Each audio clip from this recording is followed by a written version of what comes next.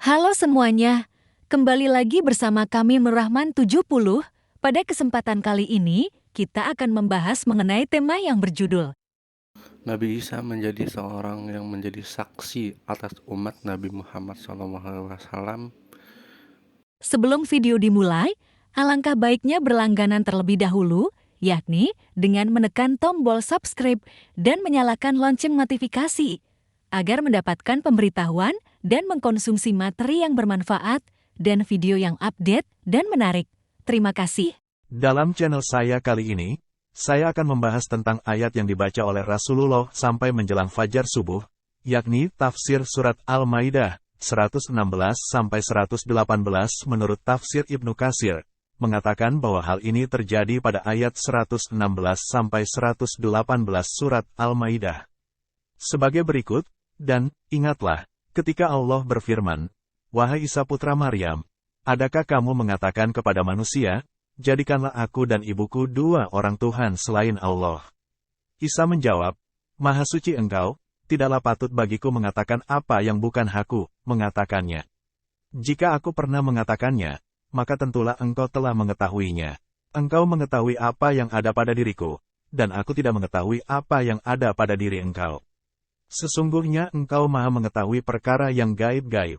Aku tidak pernah mengatakan kepada mereka kecuali apa yang engkau perintahkan kepadaku, mengatakannya, yaitu, sembahlah Allah, Tuhanku dan Tuhan kalian, dan adalah aku menjadi saksi terhadap mereka, selama aku berada di antara mereka. Maka setelah engkau wafatkan aku, engkaulah yang mengawasi mereka, dan engkau adalah maha menyaksikan atas segala sesuatu.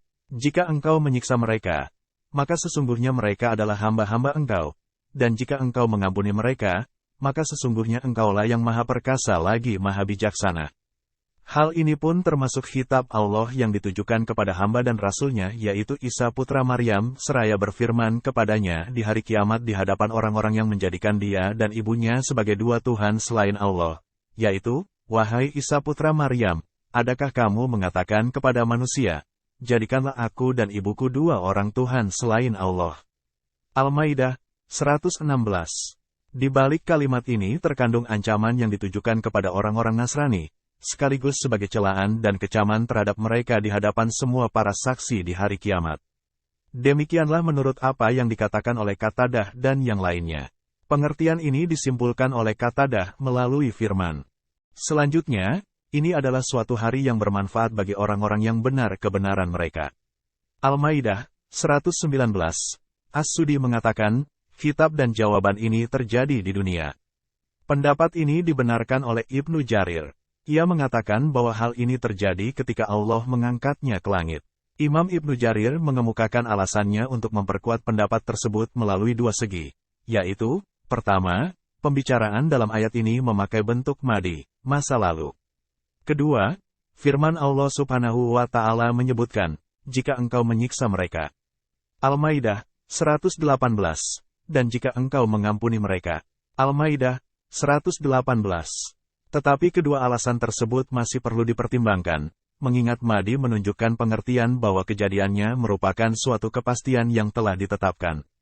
Jika engkau menyiksa mereka, maka sesungguhnya mereka adalah hamba-hamba engkau.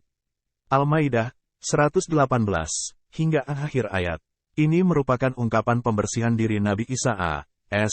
terhadap perbuatan mereka dan menyerahkan perkara mereka kepada kehendak Allah Subhanahu wa Ta'ala. Ungkapan dengan bentuk syarat ini tidak memberikan pengertian kepastian akan kejadiannya, seperti juga yang terdapat di dalam ayat-ayat lain yang semisal.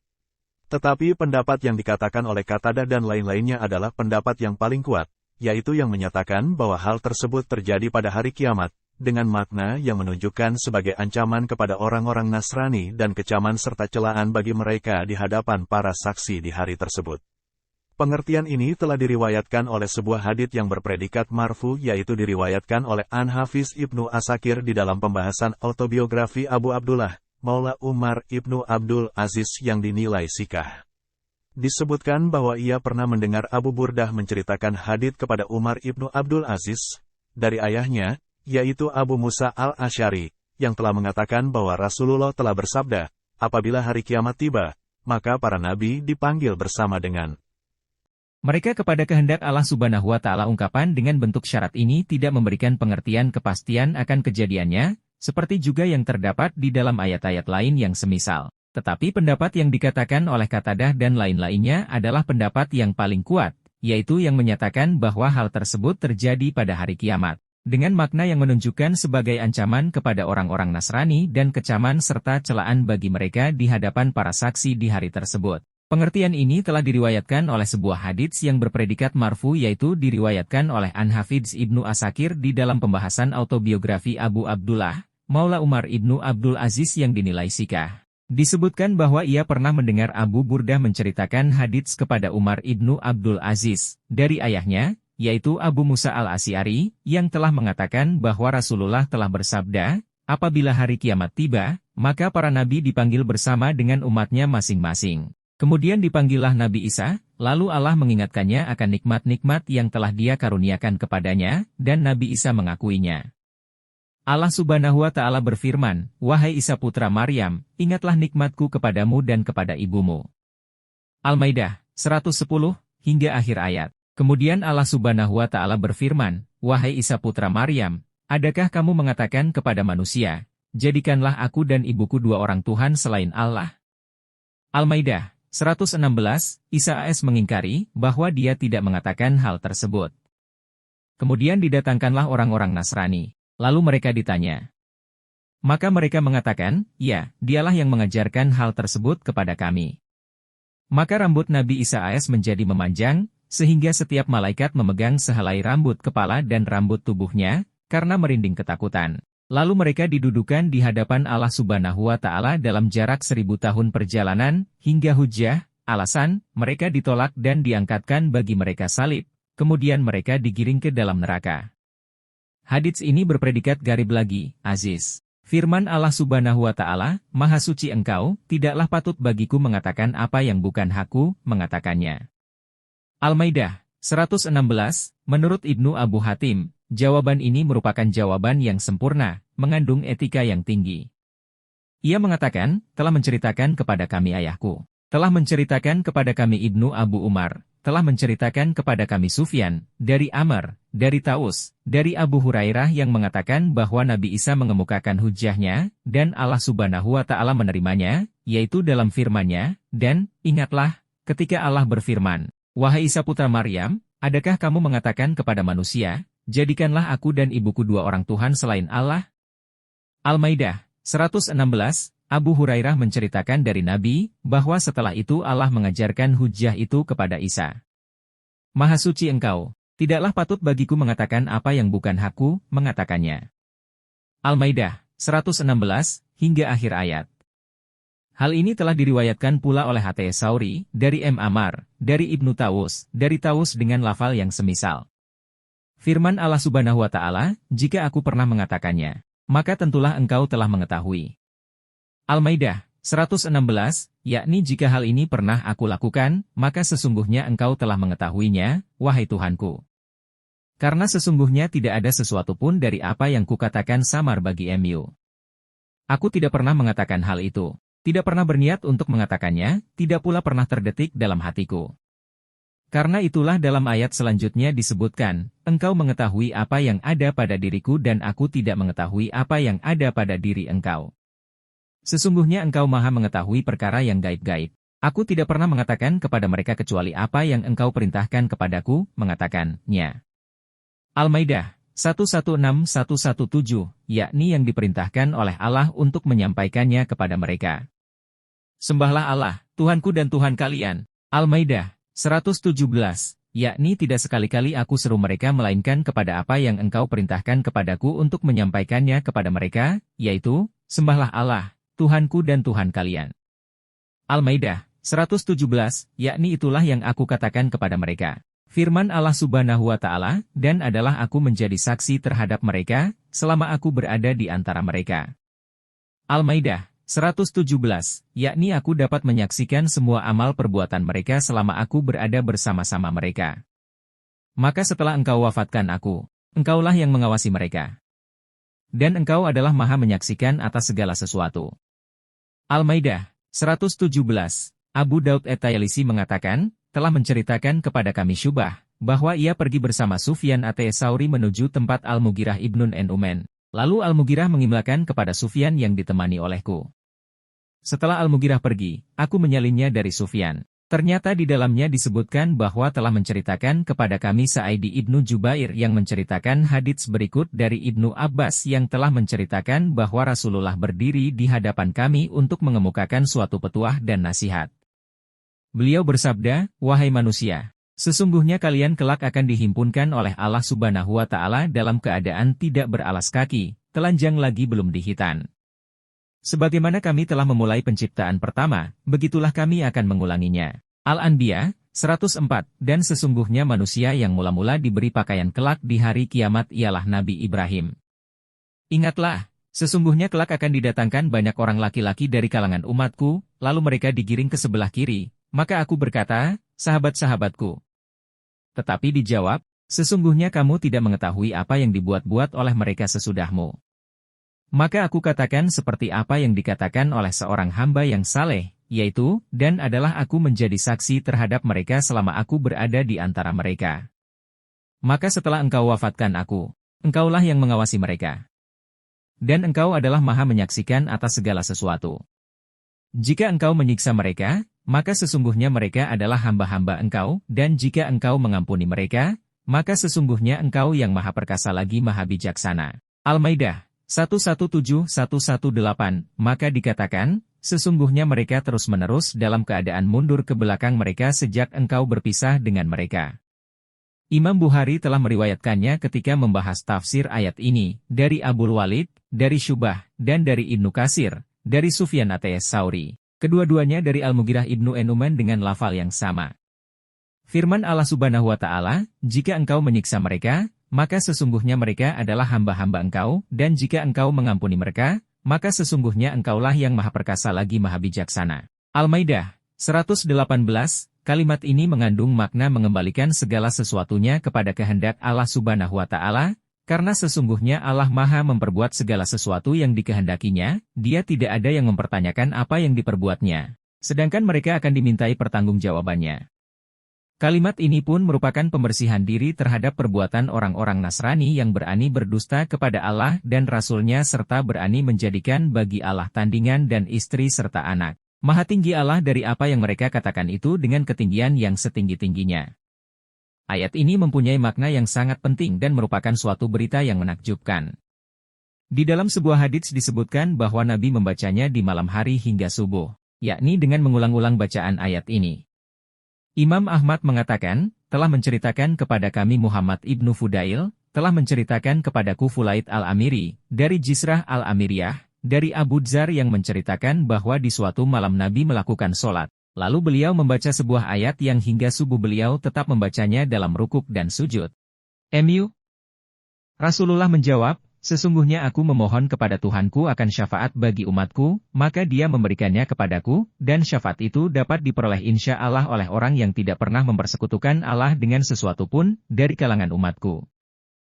Jalur lain dan konteks lain diriwayatkan oleh Imam Ahmad. Disebutkan bahwa telah menceritakan kepada kami Yahya, telah menceritakan kepada kami Qudamah ibnu Abdullah, telah menceritakan kepadaku Jisrah binti Dajjajah, bahwa ia berangkat menunaikan ibadah umrahnya.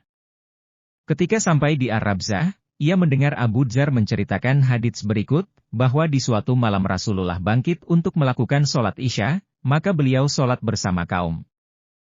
Setelah itu banyak orang dari kalangan sahabat beliau mundur untuk melakukan sholat sunat. Ketika Nabi melihat mereka melakukan sholat setelah mundur dari tempat itu, maka Nabi pergi ke tempat kemahnya. Setelah Nabi melihat bahwa kaum telah mengosongkan tempat itu, maka beliau kembali ke tempatnya semula, lalu melakukan sholat sunat.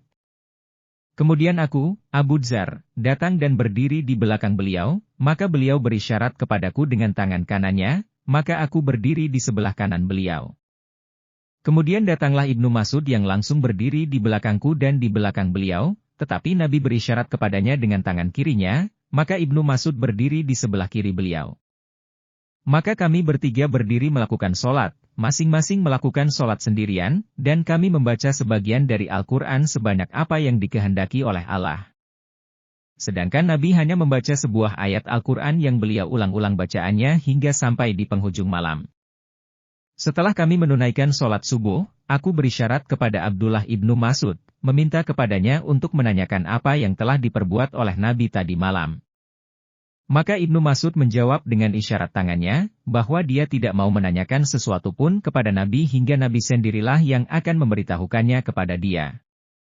Maka aku, Abu Dzar, bertanya, demi ayah dan ibuku, engkau telah membaca suatu ayat dari Al-Quran, padahal Al-Quran seluruhnya telah ada padamu.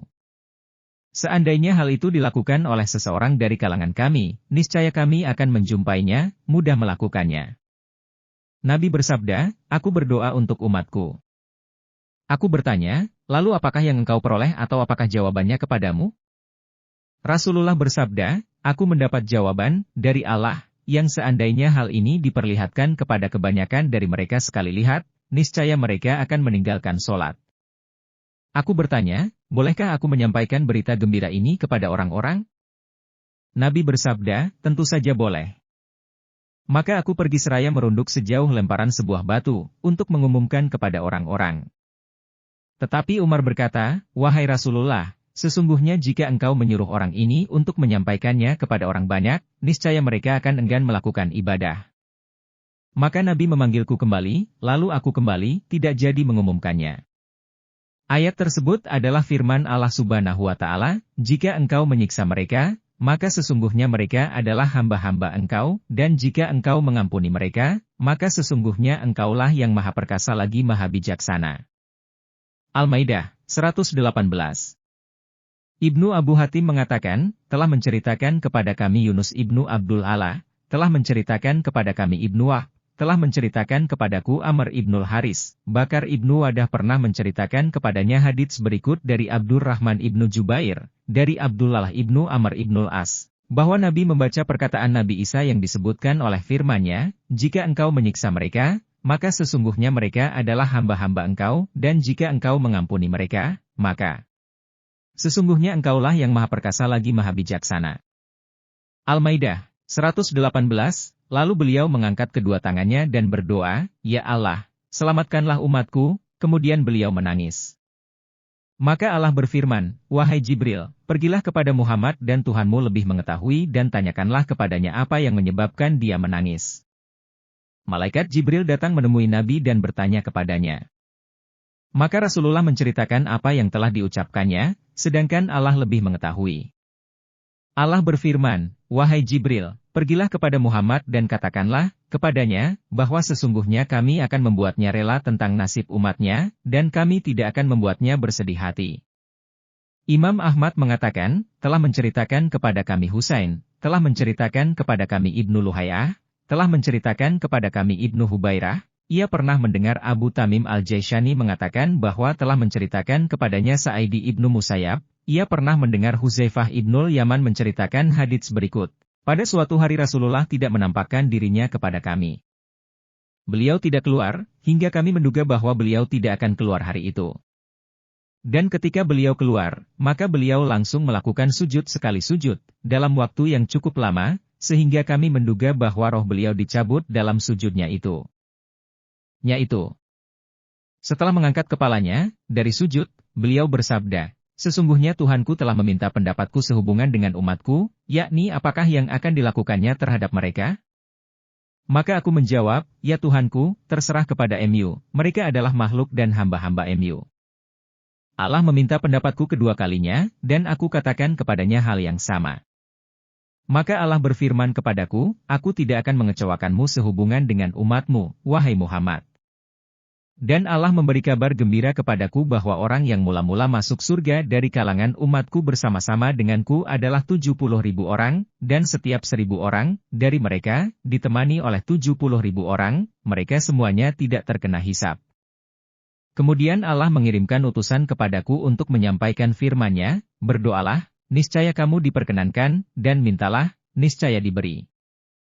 Maka kukatakan kepada utusannya, yakni malaikat Jibril, apakah Tuhanku akan memberi permintaanku? Ia menjawab, tidak sekali-kali dia mengutusku kepadamu melainkan untuk memberimu.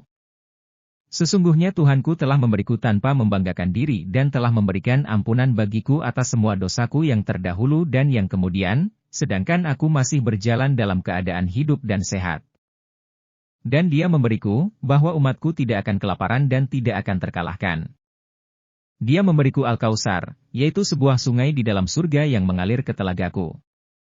Dia memberiku kejayaan, pertolongan, dan rasa takut berjalan di hadapan umatku dalam jarak perjalanan 1 bulan, mencekam musuh-musuhku. Dia memberiku, bahwa aku adalah nabi yang mula-mula masuk surga. Dan Dia menghalalkan bagiku dan bagi umatku ganimah, rampasan perang, serta Dia telah menghalalkan bagi kami banyak hal yang dilarang keras atas umat-umat sebelumku, dan Dia tidak menjadikan bagi kami dalam agama suatu kesempitan pun. Dalam hadits Sahih Muslim nomor 301, telah menceritakan kepada kami, Yunus bin Abdul Ala Ash-Shadafi, telah mengabarkan kepada kami, Ibnu Wah, dia berkata, telah mengabarkan kepada kami, Amr bin Al-Harits, bahwa, Bakar bin Sawadah, telah menceritakan kepadanya dari, Abdurrahman bin Jubair, dari, Abdullah bin Amr bin Al-As, bahwa Nabi Shallallahu Alaihi Wasallam pernah membaca firman Allah mengenai Ibrahim, ya Tuhanku, sesungguhnya berhala-berhala itu telah menyesatkan kebanyakan daripada manusia, maka barang siapa yang mengikutiku, maka sesungguhnya orang itu termasuk golonganku. Quran Surat Ibrahim, 36, hingga akhir ayat. Dan mengenai Isa alaihi salam, jika engkau menyiksa mereka, maka sesungguhnya mereka adalah hamba-hamba engkau, dan jika engkau mengampuni mereka, maka sesungguhnya engkaulah yang maha perkasa lagi maha bijaksana. Quran Surat Al-Maidah, 118, kemudian beliau mengangkat kedua tangannya seraya berdoa, Ya Allah, selamatkanlah umatku, dengan bercucuran air mata. Kemudian Allah, Azza wa Jalla berkata kepada malaikat Jibril, temuilah Muhammad, dan Rabbulah yang lebih tahu, dan tanyakan kepadanya, apa yang membuatmu menangis? Maka malaikat Jibril pun bertanya kepada beliau, dan beliau menjawabnya dengan apa yang dikatakan Allah dan Allah lebih mengetahui hal itu. Kemudian Allah berkata, Wahai Jibril, temuilah Muhammad dan katakan bahwa kami akan membuatmu senang dengan umatmu dan tidak akan membuatmu sedih karenanya, kami akan menyelamatkan semua umatmu. Demikian yang dapat kami sampaikan. Semoga bermanfaat. Terima kasih banyak, dan jangan lupa untuk menekan tombol subscribe